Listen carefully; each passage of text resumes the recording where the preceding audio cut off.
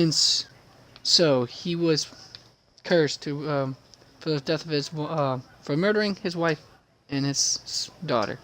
He was cursed to wear the ashes of his slain victims for all time, as a constant reminder of his hubris, his lust for power, and his ambition to aim higher than the stars. And folks, that's not even what this guy's. That's the wrong God of War. Get that fictitious crap out of my house. Anyways, welcome to another episode of Knoweth Thy God. I am your host, Ravage Rue. For today's lesson, we're going to cover Ares, God of War. Let's get started, shall we? First off, we're going to start off with his passive. It's just straightforward passive, but but before I could do that, I'm going to have to backpedal myself a little bit because I got ahead of myself a few steps. And Ares doesn't like it when you get ahead of him. You want to stay with him or behind him. Preferably behind him because he'll just roast you, along with his enemies, most likely. He's just like that. War's indiscriminate. Anyways, so Ares is one of the two guardians you'll have access to at the start of the game as a new player, and he's labeled as easy, just like Ymir, because he has a relatively low skill floor, meaning a new player could pick him up, learn him, and play him pretty decently. Now, that doesn't necessarily mean here it doesn't have well, as I said before in one of my other videos, doesn't mean a guy just because they have a low skill floor doesn't mean they have a high skill ceiling. Now, the thing to note is, with Ares, since he is a guardian, he works well best in the support role. Not that he can't do damage, but let me just explain why he is better as a support role. Starting off the bat with his passive. His passive is called Blessed Presence. Whenever you fully finish a ore item to the 3rd tier, he will gain 30 magical power. Now, this is indicated just by a little tooltip right above your health bar that looks like his little picture icon, as you can see here. Now, as you can see, I have one, or I'm fully built to tier 3, so that will get that started with 30 magical power added to it.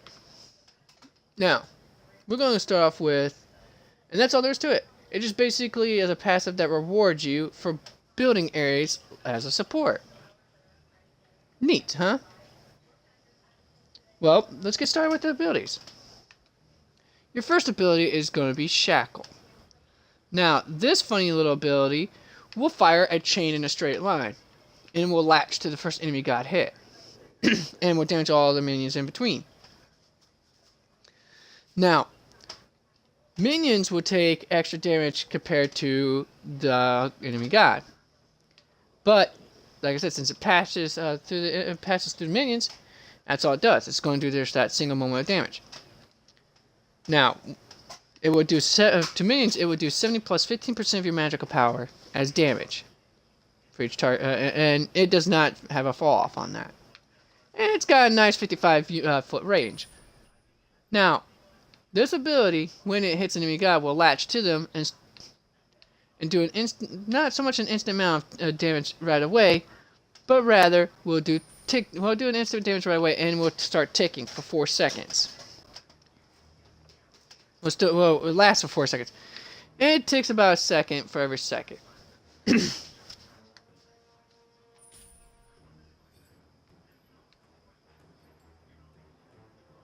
There you go, see? Now, the thing to note is with that, not only does this deal damage, and it ticks 1 second per tick, so you get a maximum of 5 of ticks, because it does the initial damage and then the 4 ticks afterwards. It will start off at 25 damage, plus 25 plus 15% of your magical power as damage to an enemy god.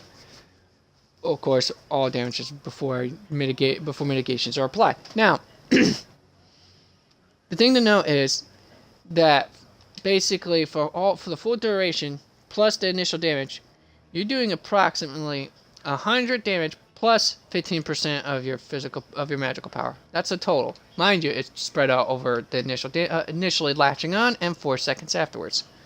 For 1 second for 4 seconds. Now, the thing to note is this will also apply a cripple to the target, and will also slow them down. by 15%. Mind you, 15%. It's not a relatively great slow, but it's still. You would think, well, that doesn't mean much. If 15% slow doesn't mean anything, this will get away. Short of a dash or a leap, they're not going to, which is prevented by the cripple. Now, not only do you get the 50% slow on your target, you also will gain a 15% movement speed increase. And it doesn't stop there either. That's per target shackled. Now, mind you, and I'll explain what I mean by that. You see, after you hit your target with your first shackle, within 2 seconds you can fire another shackle. Up to a maximum of 3. Now, you can fire this on the same target, and all it would do is refresh the duration on that shackle. So if you fire at the last while it's still after right before the final second has passed, that's goes back down to from 4 second duration back up to from 2 duration left on the clock back to 4 duration on the clock. It doesn't stack damage though; it just refreshes it. Now, if you can also fire it at another target and chain them both to you. I'll teach you for chaining up my statues. I tell you what. No, seriously, folks. People in Sparta, this guy is like pretty much like they're one a true god practical almost, or at least in ancient Sparta, anyways. He represented the spirit of victory, the warriors on using will to fight on despite all odds. See, he's not exactly a overly glorified genocidal maniac. He represents a little more than that. To the Spartans, he represents the undying will to fight to protect what you care for the most.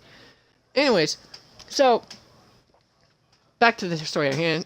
So they would shackle tie chains around his statue just to keep his spirit of victory from leaving Sparta. Yeah, that's quite an honor there in that case. Anyhow, you can also, while it's shackled to another target, you also gain an additional 15% movement speed buff. So basically, by shackling more than one target, you get an insane amount of speed going on Ares here. It makes him literally a moving fortress of sorts. Now, or at least a moving bastion. Fortresses tend to be more armed than bastions.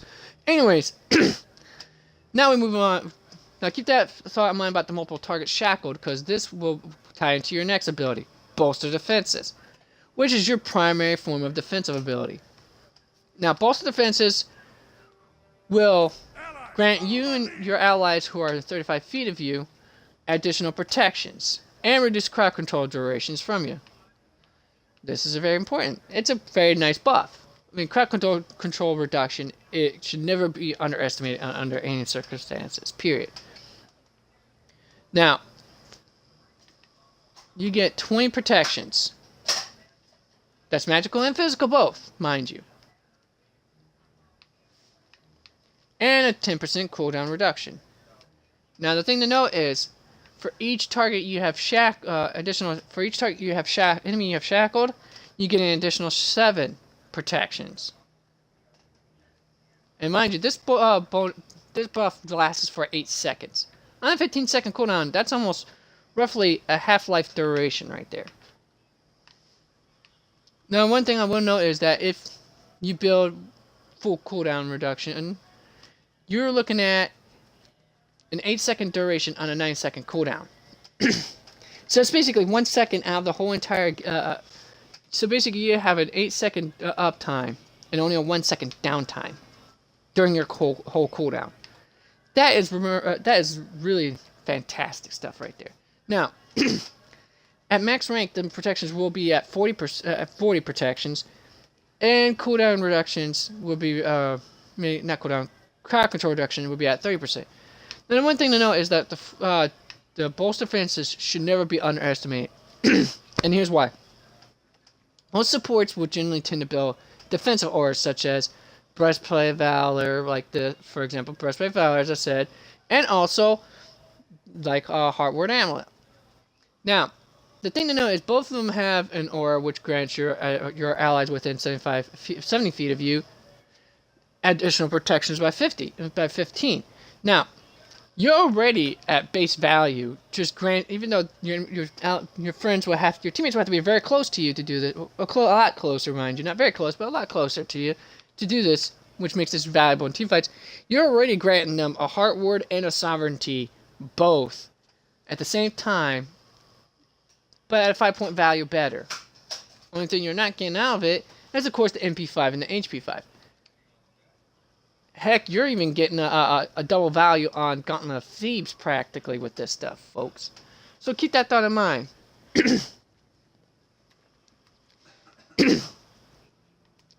And when you whip out the chains that bind them, well, you're getting more out of it. So this means that you would want to try to maximize your shackles onto as many targets as possible, rather than trying to just focus it on one target. But I'll go into more details about that when I get into the actual demonstration. Now, for his final basic ability, we have the Searing Flesh. It is what it basically sounds like. You're basically searing, burning flesh. What it does is it projects a flamethrower at 40 feet in front of you. Actually, more like 35 by the looks of it. No, yeah, it's about 40. I'm going to go with 35. And you basically roast the enemy, all enemies in front of you, actually, in that cone. Now, the thing to know is, it starts with a base damage of 15 plus 7% of your magical power. On top of that, you're also going to deal 1% of that target's max health, in addition to the base damage.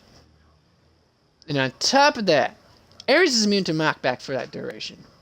So no Hercules push, no tier push, no Geb roll in twos, none of that nonsense. Anything that would knock you back, not happening. You're staying firm on the planet on terra firma for that. I mean, you're standing your ground at that point. Now, the thing to know is, the more points you put into this into leveling this ability, the more damage you're going to do. With it maxing out 35 plus 7% of your magical power, and maxes out at 3% of the target's max health per tick, and it would tick for every half second for 4 seconds. So you get 2 ticks for 1 second. You get 8 ticks altogether, basically for 8 ticks. So that's approximately, let's see here, 40, 120. So at the lowest level, if you manage to stick with your target, that's 120 plus 7% of your magical power in damage. And that's not including the additional bonus damage of their health. Now, that's pretty much all there is to it.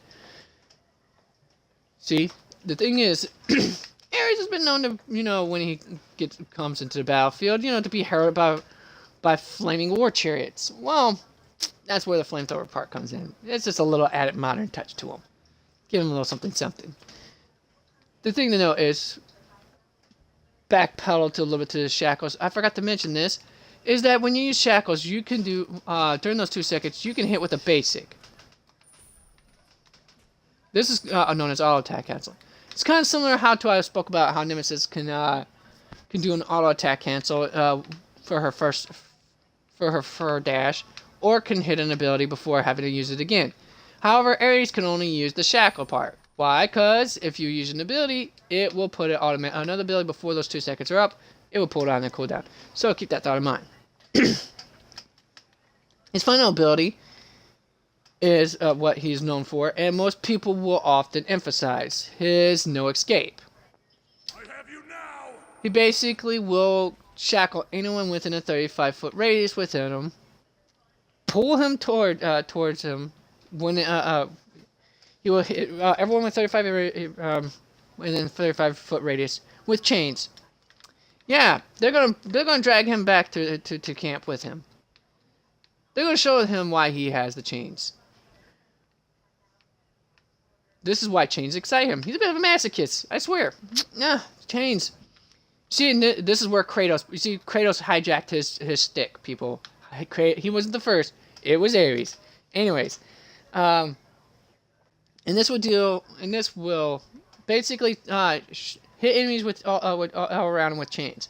Now, you would start to channel for 2.5 seconds. At the end of that 2.5 seconds, the enemies are pulled to Ares' location and will take damage and stun. This damage is 200 plus 40% of your magical power at base level, maxing out at 500 plus 40% of your magical power. The stun will always remain the same at 100 seconds, and the cooldown's at 100 seconds. So if you're thinking to yourself, well, Ravage, people will be just buy purification beads and that'd be the end of it. Makes him kind of worthless at that point. No. You see, you're at 100 seconds. That's a base value. If you build full cooldown reductions, that's 60 seconds. That's quicker than even purification beads upgraded. You'll be doing it twice as fast as that thing comes off cooldown. So they really will have to pull out the purification beads and the Magi's blessing to make your ultimate totally worthless, even if at that. And that's also assuming they would have to burn any of their ultimates, which some gods have ultimates that will grant them crowd control immunity, but they would have to burn that in the process. Now, one thing to note is that and that's all there is to these abilities. I will explain more about. Well, actually, I'll explain one little thing, tiny tidbit about your ultimate. Since you're channeling for 2.5 seconds, you still will be able to take damage. But the thing to note is you also will be able to maneuver Ares during that time, thus allowing you to reposition your enemies completely. This is a displacement abilities should never be underestimated, folks, because repositioning your enemy into a team fight, or even just even into a team fight. You could just bring them into a team fight. The targets you want to be focused down first, you could bring them right in and have them just nuked, especially if you have teammates who have very damaging AoE abilities. Or you can use it to even pull an enemy off of your teammate who's trying to flee. You see, but you gotta time that properly because it is a 2.5 second channel time. Anyways, now let's go into the demo.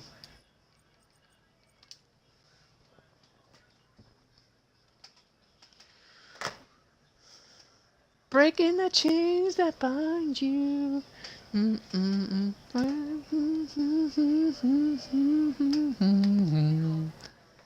Breaking the chains that bind you. Oh, I'm breaking the chains. Anyways.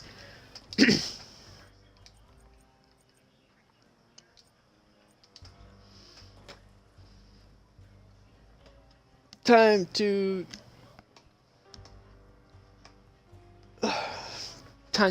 wrap up that chain around the fist and start giving some knuckle sandwiches, Ares style.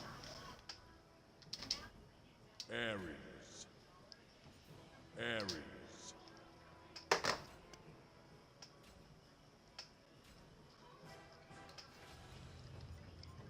Lock and load.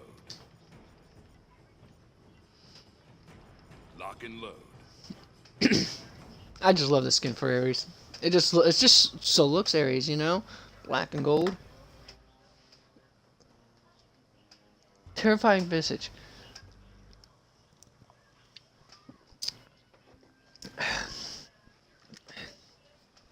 See, Ares just needs a friend. A friend to get hitched to. I'm just kidding. It does get hitched.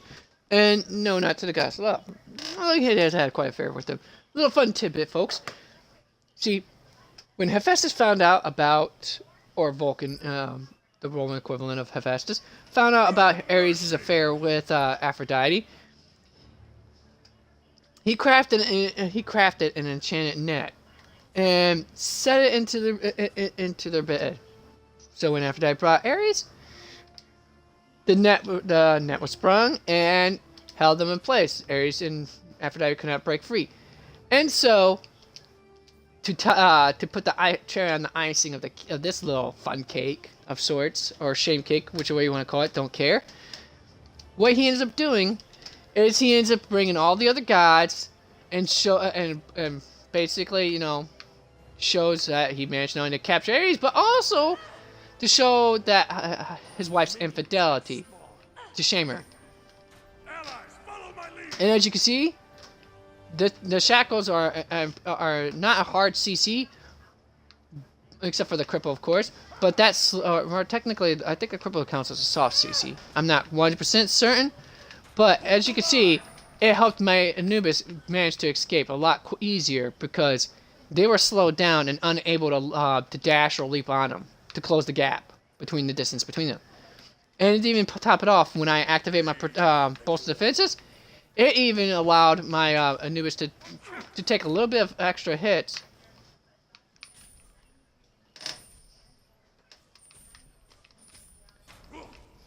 Allow them to take extra hits to survive longer. Not that the bots ever listen. Now, remember, folks, I always take, as I said before, I take my demonstrations to the practice arena, so that way it's easier for me to demonstrate this stuff to you folks, and also ensures, since I don't have a actual squad to group up with to do these demonstrations with, it ensures that I actually am able to lock in the god that I need to lock in to demonstrate this without having to worry about team composition too much and making it hard for my team to win. See, I'm such a thoughtful guy. Oh, fun little fact. You can actually have your enemy shackled and pull them in like that with your no escape. See, the shackles will allow you to actually move a lot faster while channeling your no escape ability. And thus, it will allow you to actually pull enemies a lot farther away from their teammates than you would be originally if you weren't shackled to enemy, because the speed boost does get factored into your channel. And so you notice how that tick, tick, tick, tick, tick, boom. Free boy in stereo, on radio, click, click, boom. I'm just kidding. I can't even sing that song, folks, because I don't even remember the damn words to it. But anyways, the point being is, that shot bolster defense, and unfortunately, I don't have purification to help you with that, sweetheart. But it allowed her to survive long enough until that no escape came into play, unfortunately. Now, the one thing to know, I'm probably going to get asked this quite often, or told this quite often, is why pick up Shell at the start, even as a support? Because you will be, according to some people, you will be irrelevant at level 12 until level 12 when you can pick up Blink. Because the fact is, folks, you do not need Blink to be relevant with Ares ever. Don't let anyone tell you that. Because if they tell you that, they clearly do not know how to work Ares mechanically speaking. Ares is not irrelevant without irrelevant without Blink. Without Blink, you're just proving it just makes you a little more predictable probably with your no escape. But then again, your job is not to actually get kills. Yeah, the step will be nice, but trust me, there are more sneakier ways to actually pull off the ultimates.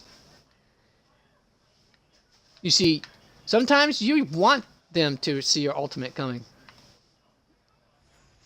And in this case, it will force them to actually burn their only way of preventing you from pulling them.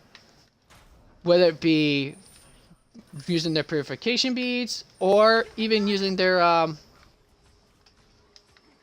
Alright.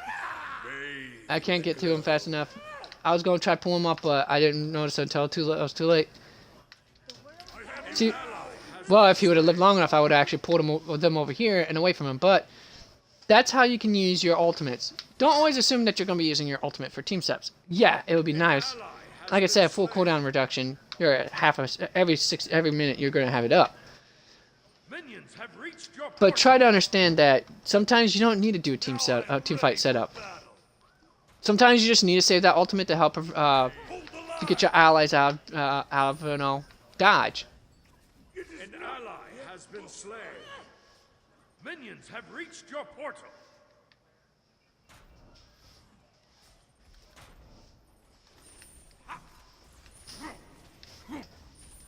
Minions have reached your portal. Not only do you have to do not as good to get your teammates to see, that's what your primary goal is to be a support. Now, the one thing I would say is, even though Ares was probably designed as an aggressive support in mind, the problem is trying to be too aggressive is not going to work in your favor, just because you don't have many hard CCs outside your ult. Because even though Shackles basically slows down the enemy target and cripples them, they still can shoot at you. They can still fire at you, see? Like that. Like this Neath is. Constantly firing at me. Firing at me some more. Why don't you get off me? So, remember, if an enemy team, if you're not built properly, the enemy will just turn around and burn you, pretty much. That's all there is to it. So you gotta want to play defensively. You're aggressive, but only aggress when you got the advantage. An ally has been slain. I have you now. See, here's what I'm gonna do. I'm gonna try to pull them away from my teammate. See right there, boom. And that's how it works for Ares. Even though he's often thought of as an aggressive guardian, he's primarily defensive first, aggressive second, because you gotta react to your enemy team. Because if you try to aggress on the enemy team without having your team back up, you're going to get fried, but you're also going to leave your teammates vulnerable to also being deleted themselves rather quickly. See, you can even buy block too if you have to. It helps. Every little bit helps. As long as your teammates do their job, you don't have to worry about being the aggressor. You just have to worry about being the front line. Being the guy who initiates fights. And remember, oh, speaking of initiate fights, since Ares doesn't exactly have a dash or a leap, the only way you're initiating fights is one of two ways. Blink, as everyone suggests, because apparently, according to them, you're irrelevant without it. Or B, just like with Emir, as I said before, you don't need Blink. You just have to be able to face tank every damage you take. Now, an ally has been slain. Double kill. the one thing I like to make myself worthwhile using. You cannot defeat me. Minions have Oh. reached your fort. Have you now? Oh, guess who gets out ulted, pal? Guess who gets out ulted? Yeah. That's how it does it. That's how it works, folks. Anyways, see that? That is how you can use your ult to the fullest. As an Ares. Mind you, also, I forgot to mention this. You can actually cancel out your Searing Flesh early if you need to use another ability. Hold the line. Bears down upon you. This will allow you to pull last-minute ults if you need to as well. It's just a matter of timing, because remember, like I said before, that ultimate does have a 2.5 second time. So you will have to be very, very careful of how often you have to properly time it and gauge when you need to use it.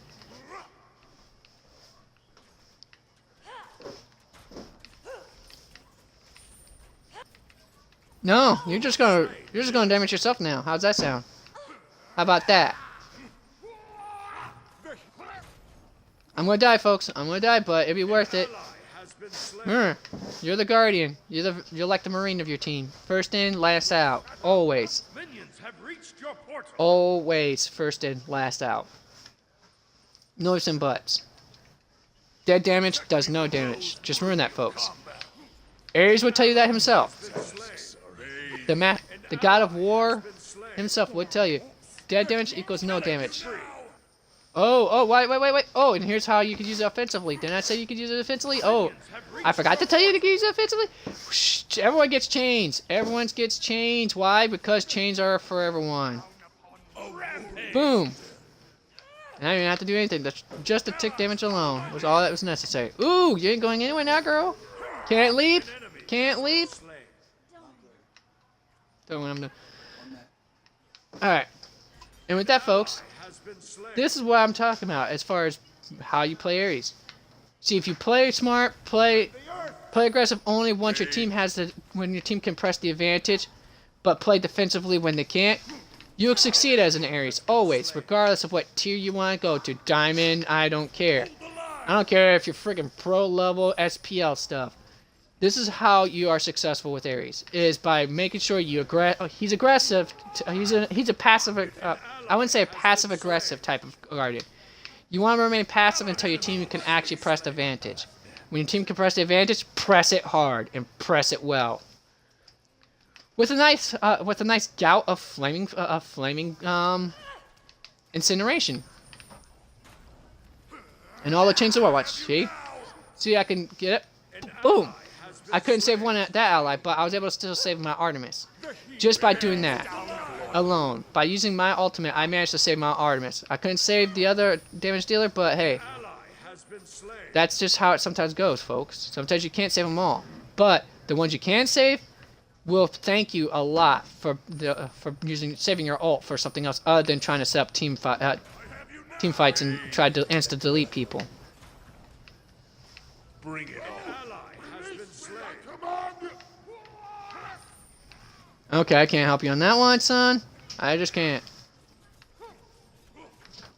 That was a close call. Minions have reached your portal.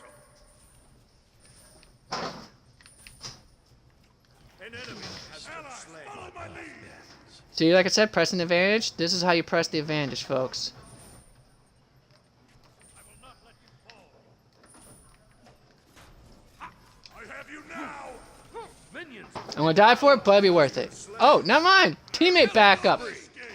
See, this is when you got a good team. When they can back you up as an Ares. Ares, I wouldn't say it's total success. Well, as a guardian, as a support, I should say, not as a guardian. As a support, your total success will always depend on your team, because you're supposed to be the guy who takes the damage, does the front line, and all that good stuff. And that's pretty much it, folks. That's the way Ares rolls. That's how he basically administers death, destruction, and mayhem. And like I said before, despite his reputation as an overly glorified genocidal maniac, he is down at his core a defender. He just happens to do it with sheer brute force. And with that, I would like to thank you folks for attending class today. Session is now over. Game on. If you have any comments, if you have any questions, leave them down in the comments section below. I will try to answer any questions I didn't answer through this video. Feel free, if you enjoyed this video, to like and subscribe.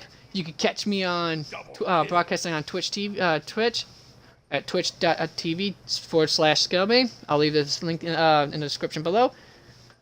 And next time, game on and be excellent to each other.